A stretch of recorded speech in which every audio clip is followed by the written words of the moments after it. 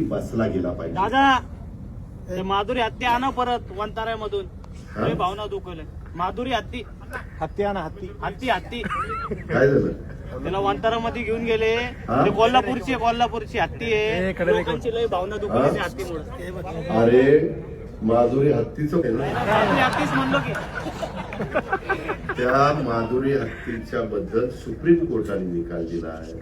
आपण संविधान कायद्याने देश चालवतो. तुला आठवत असेल माग आपल्या आता ही हत्ती त्याच्यामध्ये कायदा सुरू केलाय.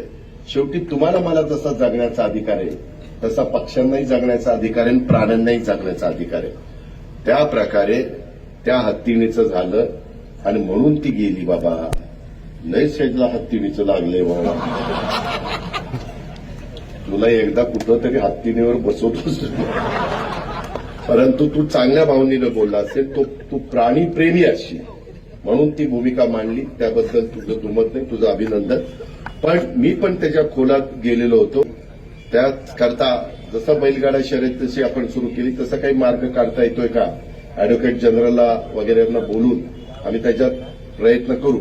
पण